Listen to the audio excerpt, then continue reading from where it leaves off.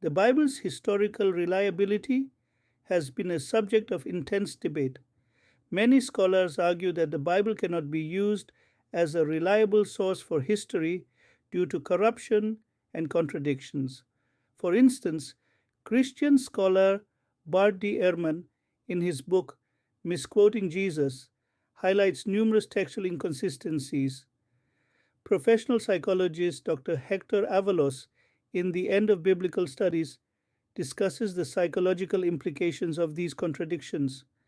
Additionally, Muslim scholar Dr. Shabir Ali, in his articles and debates, points out various errors and contradictions in the Bible. These sources provide substantial evidence that the Bible, as it stands, contains numerous mistakes and contradictions, making it an unreliable historical document. The figure of Jesus of Nazareth has captivated the world for centuries, drawing the attention of scholars, theologians, and believers alike. His life and teachings, as depicted in the New Testament, have formed the bedrock of Christian faith, influencing countless lives and shaping the course of history. Central to his image are the numerous teachings attributed to him, which have been a source of guidance and inspiration. These teachings, often emphasizing the oneness of God, served as testaments to his role as a messenger, leaving an indelible mark on those who heard them. From delivering sermons to guiding his followers, Jesus' words showcased his wisdom and his mission to convey God's message. Jesus' teachings offered glimpses into the realm of the divine, providing a tangible connection to the spiritual world.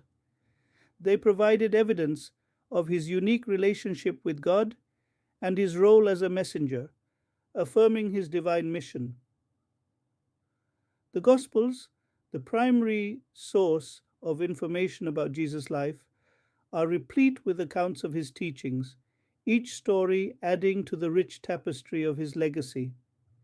These teachings served multiple purposes, each with its own significance and impact. They alleviated spiritual suffering, demonstrated God's message, and pointed towards a coming kingdom where God's will would be done on earth as it is in heaven, offering a vision of hope and redemption.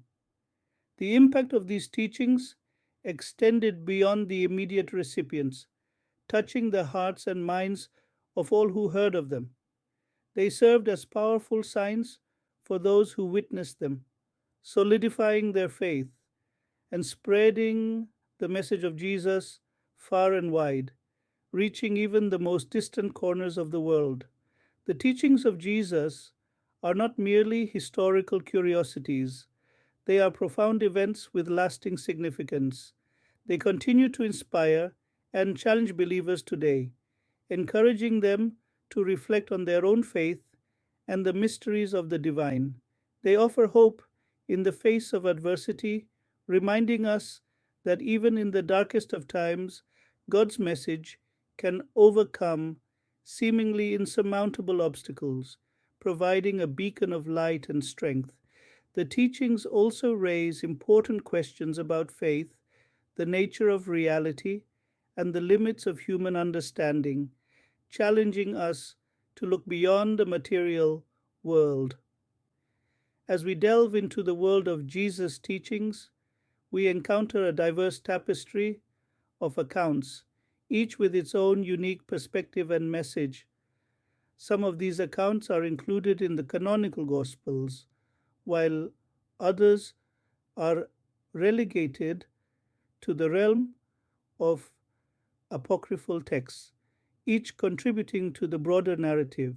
Examining these narratives, both canonical and non canonical, provides a richer understanding of the historical Jesus and the theological significance attributed to him, deepening our appreciation of his life and works. In the original Greek text of the New Testament, Jesus is often referred to as Jesus, which translates to Jesus in English, and Christos, Christos, meaning anointed one or Messiah. Jesus frequently referred to himself as the Son of Man, Ojos tu anthropu, hochios tu anthropu, a term that emphasizes his humanity and his role as a messenger of God. Early Christian scholars, such as Origen and Eusebius, often interpreted Jesus' role as a divine messenger, emphasizing his mission to convey God's message rather than his divinity. In the Gospels, Jesus is also referred to as a prophet, prophetis, prophets, indicating his role as a spokesperson for God, similar to the prophets of the Old Testament. The term messenger, apostolos, apostolos, is used to describe Jesus' mission to deliver God's message to humanity, further supporting the view that he was seen as a messenger rather than a divine being. Modern Christian scholars, such as Bart Ehrman and James D. Tabor, have also argued that the earliest followers of Jesus viewed him primarily as a human prophet and messenger of God, rather than a divine figure. The term Son of God, Christe tu Theou, huios tu Theou, in the New Testament is often interpreted metaphorically, indicating a special relationship with God rather than literal divinity. Jesus is also referred to as the servant of God, pais tu Theou, emphasizing his role in fulfilling God's will and delivering his message to the people. Early Christian writings, such as the Didache and the Epistle of Barnabas, often highlight Jesus' role as a teacher and messenger, focusing on his teachings and moral guidance rather than his divinity. Jesus is frequently called Rabbi, Rabbi, or teacher, didaskalos, in the Gospels, underscoring his role in imparting wisdom and guiding his followers. The term Messiah, Mashiach in Hebrew, meaning anointed one, is used to describe Jesus' role as a divinely appointed leader, but not necessarily as a divine being himself.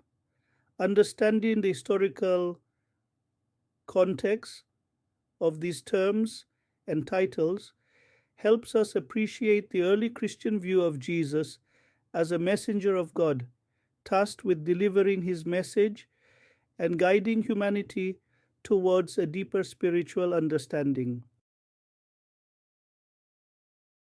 The four canonical Gospels, Matthew, Mark, Luke, and John, present a compelling portrait of Jesus as a miracle worker, each offering unique insights into his divine acts.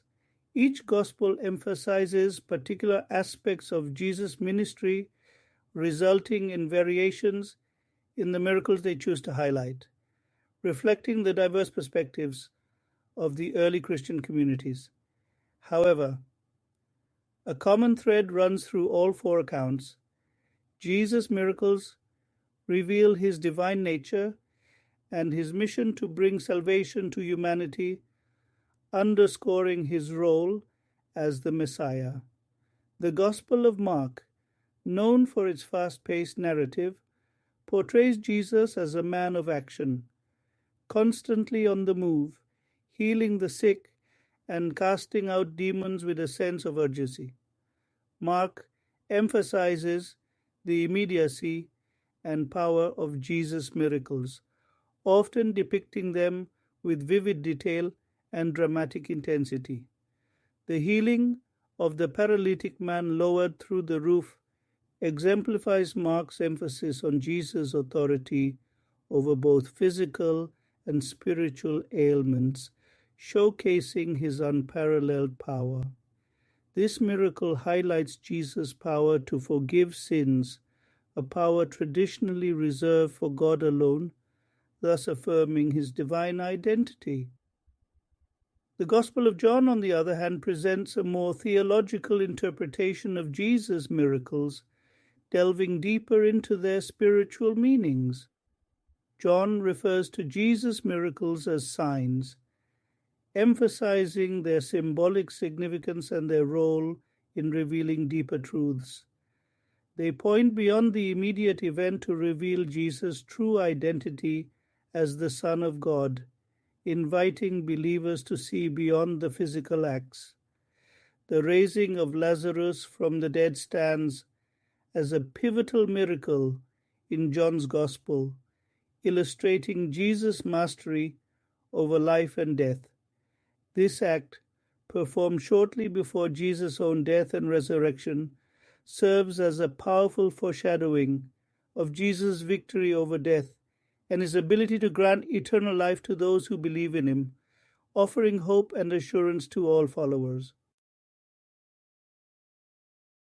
While the canonical Gospels provide a wealth of information about Jesus' public ministry, they remain relatively silent about his childhood, leaving a significant gap in the narrative of his early years.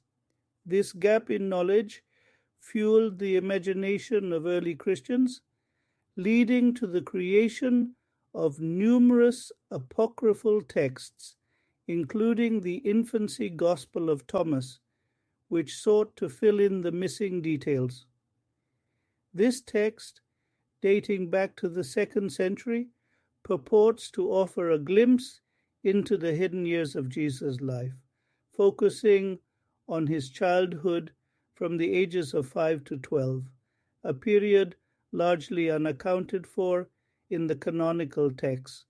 The Infancy Gospel of Thomas stands apart from the canonical Gospels in both its tone and content, presenting a unique and sometimes controversial perspective. While the canonical Gospels present a reverent and awe-inspiring portrait of Jesus, the Infancy Gospel depicts him as a somewhat mischievous child, possessing extraordinary powers that he sometimes uses in ways that seem arbitrary or even vindictive, adding a layer of complexity to his character. This portrayal of Jesus sparked controversy among early Christians, leading to its exclusion from the biblical canon, as it conflicted with the more solemn and divine image of Jesus presented in the accepted Gospels. One of the most well-known stories from the Infancy Gospel of Thomas involves Jesus bringing clay birds to life, a miracle that showcases his divine abilities even as a child. This miracle, while absent from the canonical Gospels, finds a parallel in the Quran, the holy book of Islam, indicating a shared narrative across different religious traditions. The Quranic account, found in Surah Al-Ma'idah, describes Jesus breathing life into clay birds with God's permission, emphasizing his role as a prophet with divine powers. This shared narrative highlights the intersection of different religious traditions and the enduring fascination with Jesus' miraculous abilities, demonstrating how stories of his life have transcended cultural and religious boundaries. The miracle of the bird, while not found in the canonical Gospels, appears in both the Infancy Gospel of Thomas and the Quran. This shared narrative offers a fascinating point of convergence between Christian and Islamic traditions.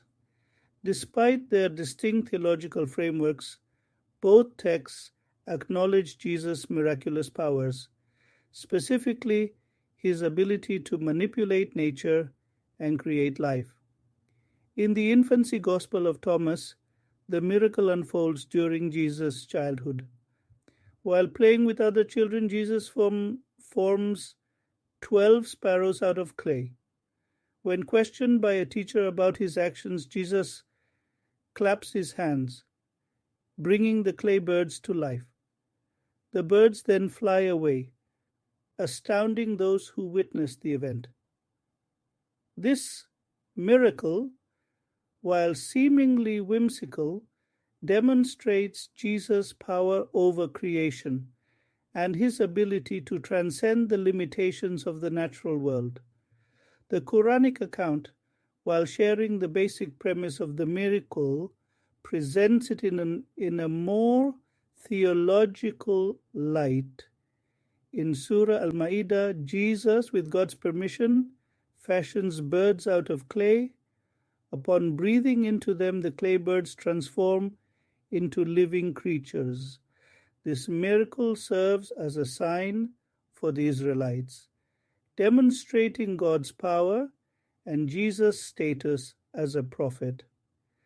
The Quran emphasizes that Jesus performed this miracle by the will and power of God, highlighting the Islamic belief in God's absolute sovereignty.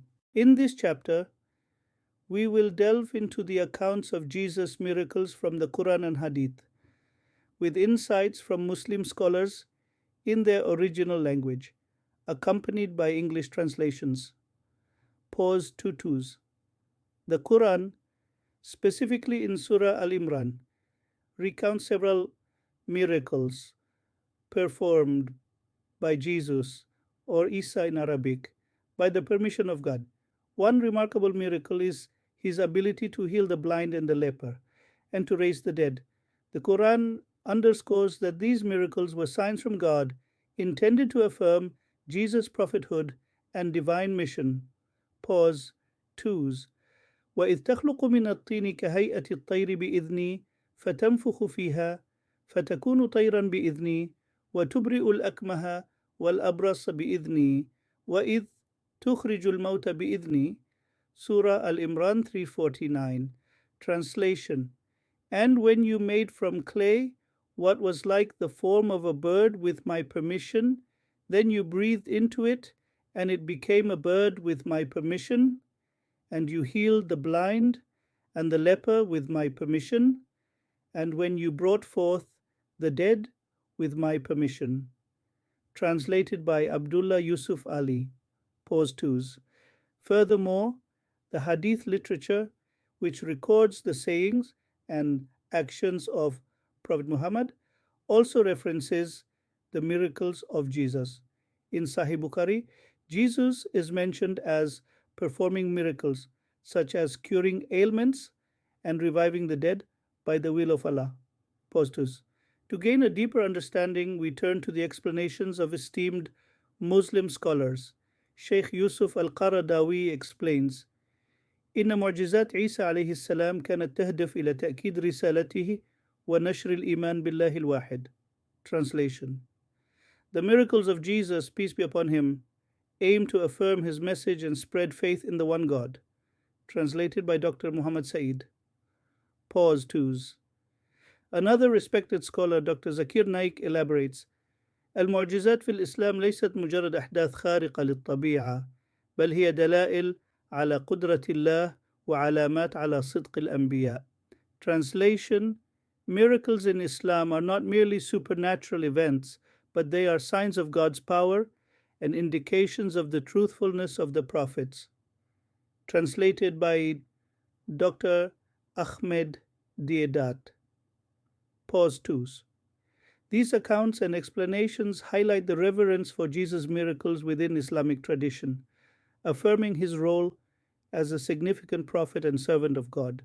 Through these narratives, we observe a shared reverence for Jesus' miraculous abilities, bridging the gap between different faiths and fostering a deeper understanding of his divine mission. Pause twos. Join us in the next chapter as we explore more about the life and teachings of Jesus, bringing forth perspectives from various religious traditions.